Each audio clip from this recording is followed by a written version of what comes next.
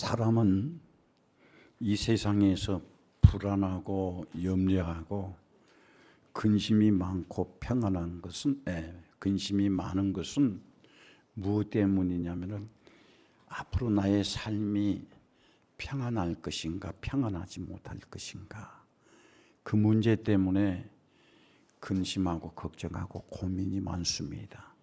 그래서 많은 사람들이 자기 평안을 위해서 어떤 사람은 자기 평안을 위해서 악한 짓도 속이는 것도 도둑질도 사기치는 것도 서슴없이 자행을 합니다. 그것이 죄인 줄 알고 나쁜 짓인 줄 알면서도 자기 평안을 위해서 내가 나쁜 짓을 해도 죄를 지어도 평안해야겠다 하는 이기적인 것 때문에 주위에 있는 사람도 죽이고 또 사기도 치고 도둑질도 하고 그렇게 합니다. 그러나 어떤 사람은 나의 평안은 그런 악한 데서 오는 것이 아니라 하나님을 신뢰하고 하나님을 의지하고 하나님의 말씀을 순종할 때에 하나님께서 내게 그 평안을 주신다고 믿고 믿음으로 평안을 얻으려고 하는 사람들이 있습니다. 이와 같이 이 땅 위에 사는 모든 사람들이 평안을 원하고 있으며 평안을 찾고 있습니다. 그런데 오늘 우리의 평안은 어디에서 오느냐면 가정이 평안해야 되는 겁니다. 그래서 늘 우리가 기도할 때 주님 우리 가정에 평안을 주세요. 또 교회도 평안해야 평안을 얻을 수가 있습니다. 그래서 교회도 평안을 주세요. 가정이 평안하고 교회가 평안하고 더 나아가서 나라가 평안할 때에 진정으로 그 평안을 우리가 얻을 수 있는데 예수님께서 우리에게 그 평안한 것을 가르쳐 주셨는데 그 가르쳐 주신 것이 무엇이냐면은 너희는 먼저 그의 나라와 그의 의를 구하라. 그리하면은 너희에게 이 모든 것을 주시리라. 이렇게 약속하셨습니다. 그래서 오늘 하나님 백성된 우리가 삶 속에서 지금 현재에도 우리의 미래에도 평안하기 위해서는 우리가 어떤 사람이 되어야 하느냐는 먼저 하나님의 나라를 구해야 돼요. 할렐루야. 하나님의 나라는 이 땅 위에서 교회밖에 없습니다. 그래서 성도는 이 하나님의 나라 된 교회의 평안을 위해서 자기를 희생시켜야 돼요. 자기 몸을 드리고 마음을 드리고 정성을 드려야만이 됩니다. 그래서 성도의 평안은 절대 교회가 먼저 평안해야 여러분들의 삶이 평안한 것이지 교회가 힘들고 교회가 혼란스럽고 교회가 다툼이 일어나고 그러면은 평안하지 못하다는 겁니다. 그래서 성도 여러분들은 항상 교회의 평안을 위해서 자기를 희생시키는 그런 성도가 되기를 주의 이름으로 축원합니다. 두 번째로 우리가 평안하기 위해서는 어떻게 하느냐면 그의 의를 구하라 그랬습니다. 여러분 우리에게서 우리가 정말 평안하기 위해서는 하나님의 성품, 하나님의 의가 우리에게서 이루어지지 않으면 우리는 평안할 수 없습니다. 여러분 얼마 전에 뉴스 들었지요? 자기 평안을 위해서 이미 결혼할 사람이 있는데 이 가족도 없는 사람하고 그 위장 결혼을 해가지고 생명보험을 무려 8억을 들었다고 합니다.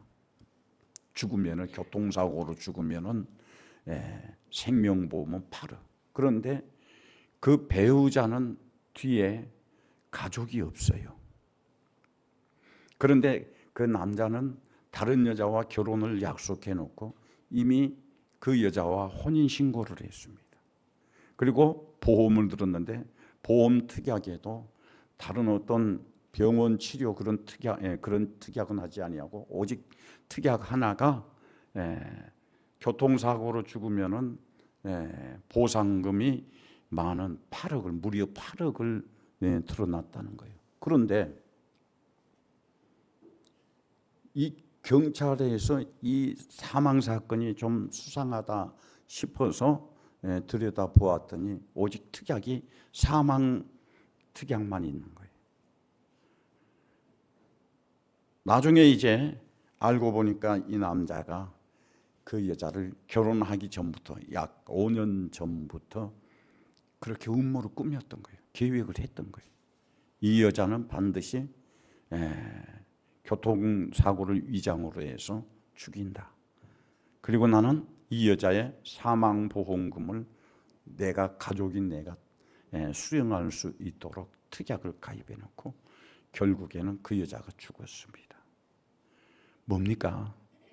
아주 악질적인 방법으로 자기만 평안하고 자기만 행복하고 남의 생명은 조금도 들여다보지 않는 악질적인 방법으로 사는 사람이 있습니다. 이런 것들이 우리 현실 세계에서 뭐 비일비재하죠.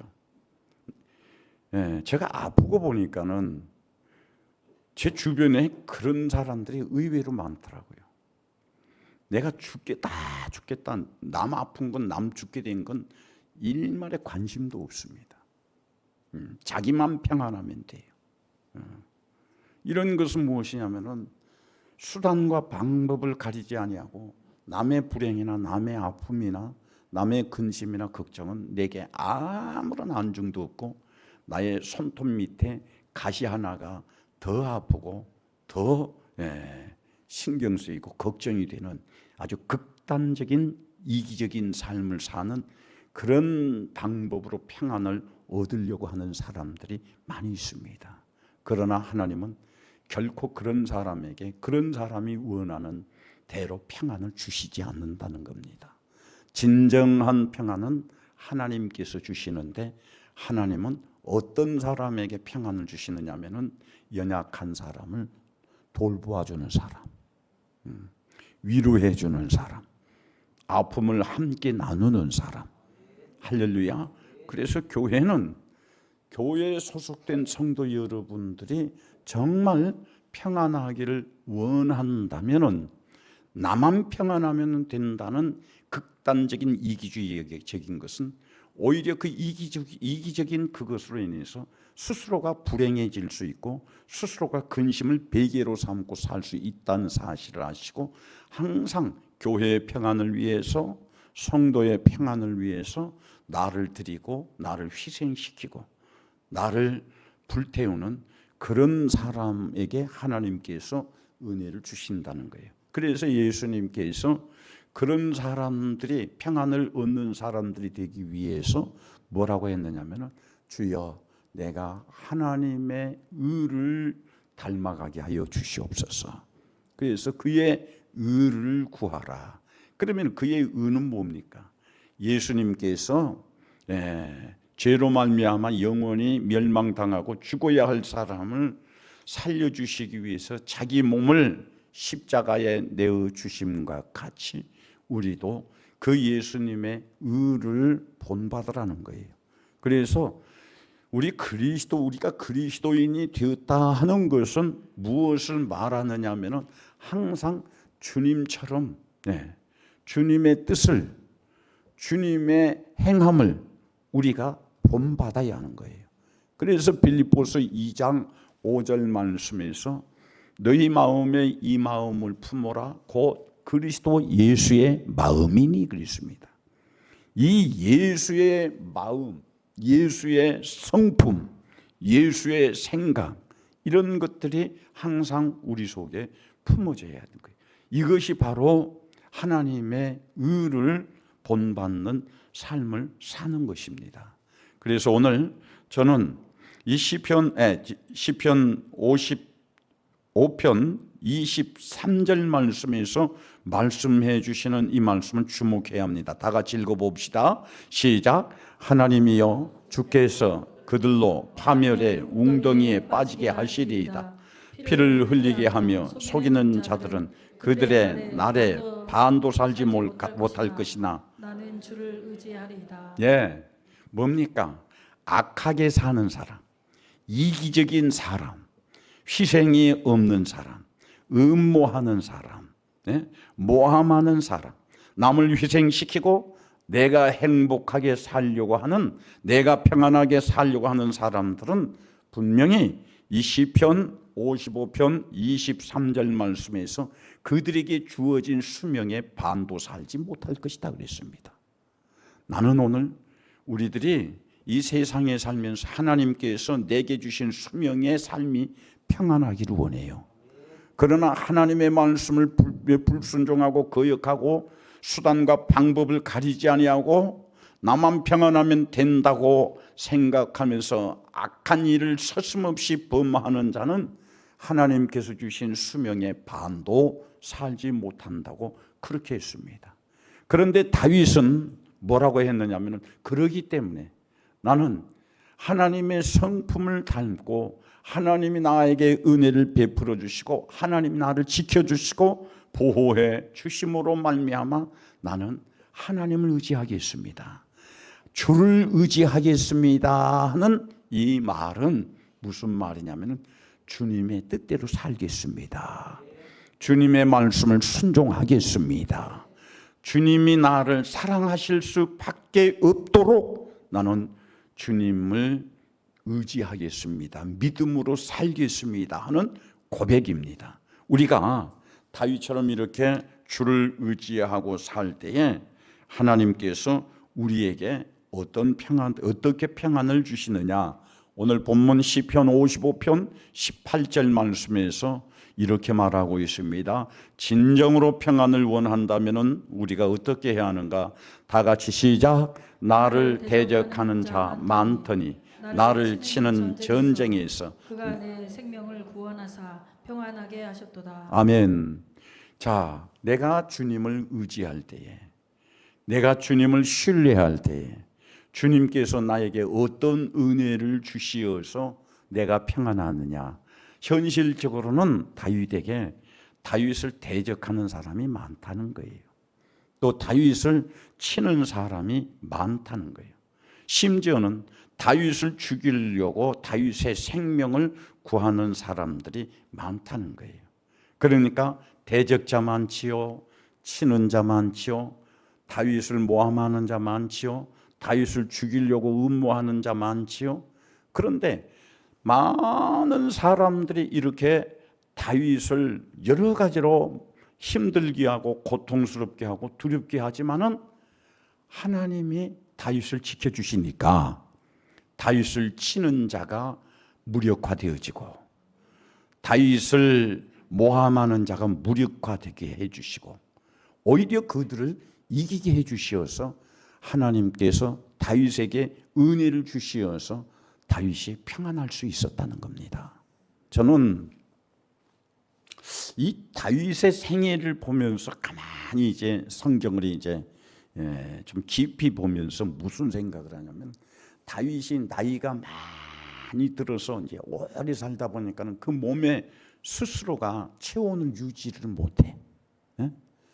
그러니까는 그 스스로가 아무리 이불을 덮어도 추워. 그러니까는 그 젊은 사람의 체온을 주기 위해서 이 체온을 유지 못하는, 이불을 덮어도 따뜻하지 못하고 늘 힘들어. 너무 오래 살다 보니까 그렇게 하니까는 젊은 동자를 다윗에게 같이 침실에 들어가서 젊은 사람의 체온으로 자기 몸을 데피게, 더웁게 하는, 늙어 마지막 생명의 호흡이 끊어질 때까지 하나님께서 다윗에게 그렇게 은혜를 베푸셨다 이 말이에요. 무슨 말입니까? 어떤 사람은 하나님의 말씀을 불순종하고 악한 일, 예수 믿는다고 하면서도 악한 일을 서슴지 않고 범하고, 우리요 신앙생활하면서 사람들과의 관계에도 내 평안을 위해서는 조심해야 돼요. 미워하는 것 조심해야 돼요. 모함하는 것 조심해야 돼요. 교회에 시험거리 제공하는 것도 조심해야 돼요. 항상 우리가 하는 것은 그럼에도 내가 아무리 조심해도 내게 그런 일이 오고 그런 힘든 일이 오고 시험이 와도 내가 해야 할 것은 무엇이냐면은 오늘 다윗의 고백처럼 시편 50여 편 23절 말씀, 악하게 사는 사람은 그들에게 주어진 생명의 절반도 살지 못할 것이나 나는 주님을 의지하겠습니다. 주님을 의지할 때에 수많은 어려움과 수많은 열악한 환경 속에서도 주님을 의지할 때에 주님께서 은혜를 베풀어 주신다는 거예요. 그 베풀어 주신 은혜로 통해서 평안케 해 주신다는 거예요. 그러면은 주님께서 첫 번째로 주님을 의지하는 자에게 주시는 첫 번째 평안이 무엇이냐? 많은 대적자, 많은 음모자, 많은 회방꾼, 많은 방해꾼, 많은 모함꾼이, 많은 시험을 주는 사람, 많은 핍박을 하는 사람들이 있을지라도 하나님이 그 심지어 다윗의 생명을 빼앗아가는 사람, 뺏으려고 모함하고 계획하는 사람이 있을지라도 하나님이 지켜주시니 그 악한 자들의 계획을 무산시켜 주시고 하나님이 그를 지켜주심으로 말미암아 그가 평안하다는 거예요. 오늘 우리 주동훈 장로님이 기도하실 때 주님, 오늘 우리 성도들 많은 문제 가지고 왔습니다. 많은 근심 가지고 왔습니다. 많은 고민 가지고 왔습니다. 주님이 해결해 주세요. 해결할 수 있는 방법이 오늘 이 본문에서 우리에게 그대로 주고 있습니다. 오늘 여러분들이 교회에 올 때에 근심을 가지고 왔습니까? 걱정을 가지고 왔습니까? 여러분의 삶 속에 두려움의 문제가 있습니까? 그렇다고 한다면은 우리가 이런 모든 문제를 해결받고 진정으로 이런 모든 문제를 지배해버리고 그 위에서 우리가 서고 승리하기 위해서는 꼭 우리가 해야 할 것은 주님을 의지하는 거예요. 할렐루야. 그 주님을 의지하는 것이 무엇이냐면은 주님의 성품이 내게 배어 있어야 한다는 거예요. 이기적이지 아니하고 시험거리지 아니하고 입으로는 주를 부르지만 내 속에서 수많은 불순종과 수많은 악한 계획들이 있으면은 그런 사람들에게 경고하는 것은 그들의 날에 절반도 살지 못할 것이나 주님을 의지하는 자에게는 하나님께서 은혜를 베풀어 주셨는데 결국은 그 모든 것들을 이겨내고 승리하게 해주신다고 했으니, 평안하게 해주신다고 했으니 오늘 우리 모든 성도들이 그 평안을 누리기를 주의 이름으로 축원합니다. 두 번째로 우리가 평안하기 위해서는 어떻게 해야 하느냐? 오늘 로마서 5장 1절 말씀에서 이렇게 말하고 있습니다. 진정으로 우리가 평안하기 위해서는 어떻게 해야 하느냐? 로마서 5장 1절 시작. 그러므로 우리가 믿음으로 의롭다 하심을 받았으니 우리 주 예수 그리스도로 말미암아 하나님과 화평을 누리자. 두 가지를 여기에서 제시하고 있습니다. 하나는 뭐냐? 우리는 언제든지 하나님 앞에서 의롭다함을 인정받아야 돼요. 할렐루야. 그래서 우리는 하나님 앞에서 우리 모습이 보여질 때 의로운 모습이 보여져야 돼요. 예배 드릴 때도 온전한 예배자가 되어서 예배로 통해서 의롭다함을 받아야 돼요.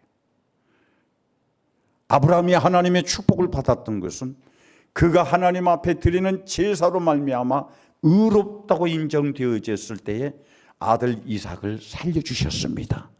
하나님의 축복이 시작이 되었습니다. 수많은 환난과 고난과 두려움에 쫓겼지만은 하나님께서 야곱에게 베델에 가서 하나님 앞에 제사를 드릴 때 그 제사가 의롭다고 인정되어질 때에 더 이상 하나님께서 다윗에게 두려움을 주시지 않으세요. 오늘 여러분의 삶에 두려움이 있습니까? 여러분의 미래가 무섭습니까? 오늘 여러분의 삶에 어떤 것으로 인해서 근심이 되고 두렵습니까? 질병으로? 또 여러분의 노후의 문제로? 제가 남의 말을 안 하면은, 남의 말 하면은 그렇지만은 황창현 여러분들 그 잘 아실 거죠? 뭐 유명한 천주교 사제이기 때문에 황창현 씨가 그런 얘기를 하는 거예요. 여러분, 나이 80 먹어서 암 걸리면은 가서 죽으라고 항암 치료하고 막 그렇게 해서 살지 말라고. 서울 삼성병원에서 그 내과 원장이 그런 얘기를 했다는 거예요. 80 먹어서 암 걸리면은 항암 치료하고 방사선 치료 받고 그렇게 해서 그 고통스럽게 살아도 6개월은 못 넘긴다는 거예요. 그러나 어떤 사람은 이제 하나님께서 주신 수명이 여기까지다 그렇게 생각하면서 어떻게 하냐면은 그 호스피스 병동으로 들어가라는 거예요. 그러면 호스피스 병동에 들어가면은 암으로 인한 그 통증, 그 쪼여오는 건 정말 암 통증 무서워요. 이건 아프다고 표현할 수 있는 게 아니거든. 그런 통증인데 그런 통증을 느낄 때마다 그 호스피스 병동에서 몰핀 주사를 하나만 주면은 그 통증이 없어져 버린다는 거예요. 지난주에 저도 삼성병원에서 이제 있을 때 너무 통증이 심하는데 어떤 그 약으로도 이 통증이 잡히질 않아요. 그러니까 끝에 가가지고는 처방을 한 게 몰핀을 제게 몰핀을 주더라고요. 그러면 나는 몰핀이 또 모르는데 선생님은 이게 몰핀 아니면은 안 됩니다. 몰핀만 맞으면은 조금 있다가 또 그 약효가 끝나면 또 아프다고 그러니까 계속 몰핀 주사를 맞습니다. 몰핀이 맞습니다. 그런데 나는 그래서 몰핀이 그렇게 굉장히 통증을 완화시키는데 좋은 좋은 약인 줄 몰랐어요. 그런데 그분이 하시는 말씀이 뭐라고 하느냐면은 항암 치료 받고 또 이렇게 독한 약을 쓰면은 고통을 당하는데 호스피스 병동에 가면은 그런 통증을 느끼는 사람에게 주는 몰핀 한 대 값이 이 시중에서는 그걸 맞으면은 일반 사람들이 맞으면은 이제 마약 사범으로 잡혀 들어가지만은 그런 통증이 시달린 사람에게는 한 대 놔주는데 250원이랍니다. 250원이면은 한 대 놔주는데 그 죽을 때까지 통증 안 느끼고 그렇게 살다가 평안하게 돌아가시는 것이 현명한 방법이라 그런 얘기를 하면서 그 말이 맞겠다. 그 맞으면서도 내 생각에는 무슨 생각이 드느냐면은 80 먹어서 암 걸렸다고 죽으려고 하나? 더 살려고 하지? 그러니까 그 통증을 느끼고도 그 고통을 느끼고도 항암 치료를 받고 그렇게 하는데 왜 그러냐면 더 살려고. 왜 그렇습니까? 자기의 죽음의 직전에 오는 두려움, 무서움 이런 것들을 우리 수단으로는 해결할 수가 없다 이 말이에요. 어떻게 해결할 수 있습니까? 예수의 마음을 품으라는 거예요. 그런데 예수의 마음은 어떤 마음이냐? 예배자의 성공이 되라는 거예요. 내 자신을 하나님 앞에 내어드리는데 성공하라는 거예요. 그러나 예배에 실패했던 이 가인과 같은 사람은 늘 두려움에 쫓겨다녔습니다. 그래서 나는 이제 2026년을 목전에 두고 여러분들에게 꼭 부탁의 말씀을 드리는데 2026년에 여러분들이 평안을 얻기를 원하고 형통하기를 원하고 잘 되기를 원하고 그렇다고 한다면 가장 첫 번째 여러분들의 삶의 목표를 두세요. 그 목표가 영적인 삶의 목표가 무엇이냐면 예배의 성공자가 되라. 단순히 이 예배의 자리에 앉아서 예배 드리는 1시간 내가 예배 드렸다는 그것으로 인해서 하나님께서 평안을 주시는 게 아니에요. 그 예배로 통해서 하나님이 내게 무엇을 말하며 무엇을 명령하며 무엇을 원하시며 내가 그 말하고 원하고 명령하시는 것을 나는 말씀으로 들었기 때문에 어떻게 순종해야 할 것인가. 순종에까지 이어지는 것이 예배의 성공자예요. 그래서 우리가 예배 때에 존다는 것은 자기의 이 미래에 대해서 자기가 살아갈 날에 대해서 모르기 때문인 거예요. 우리는 얼마나 아슬아슬한 삶을 사는지 모릅니다. 한순간이라도 하나님이 우리의 생명끈을 놓아버린다면 우리는 끝이에요. 한순간이라도 하나님이 우리의 건강의 끈을 놓아버린다면 우리는 치료할 수 없는 불가능의 질병에 걸릴 수밖에 없습니다.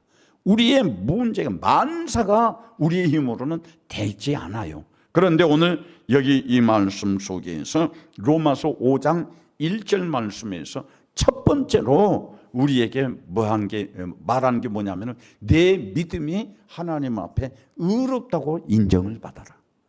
그 내 믿음이 하나님 앞에서 의롭다고 인정을 받을 때에 내가 주장하는 자가 되겠어요? 어저께 어떤 목사님이 저에게 그런 얘기를 하시는 거예요. 목사님, 지난주에 우리 교회 이 임직식을 하는 거 보면서 굉장히 부러웠다는 거예요. 우리 교회가 굉장히 부러웠고 자기도 그런 목회를 좀 하고 싶은데 안 된다는 거. 그래서 그 목사님에게 제가 그런 얘기를 했었습니다. 왜 교회에서 성도가 떠나가는 줄 아느냐? 교회에 와서 성도가 갑질을 하고 시험거리를 주고 주장하려고 하는 것은 그 성도의 이면을 보아라. 그 이면에는 뭐냐?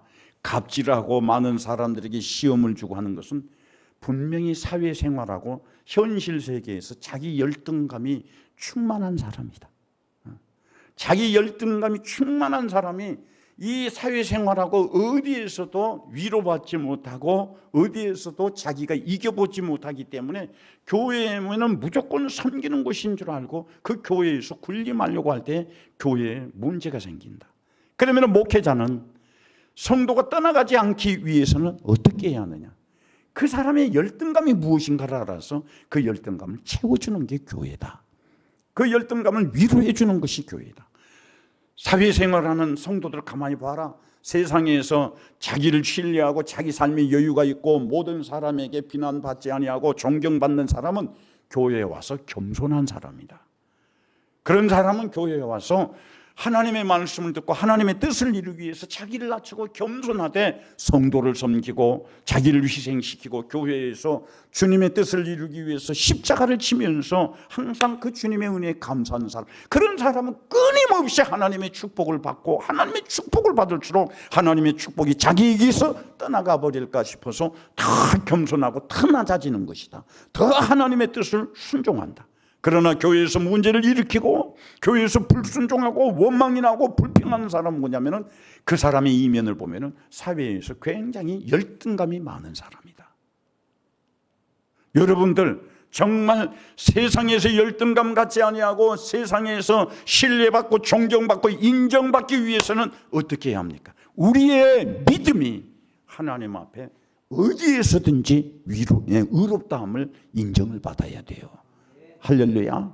우리의 믿음이 의롭다고 인정을 받을 때에는 많은 사람 앞에 오늘 이 시편 55편 18절 말씀에서 나를 죽이려고 하는 사람도 많습니다. 나를 모함하는 사람도 많습니다. 나를 치는 사람도 많습니다.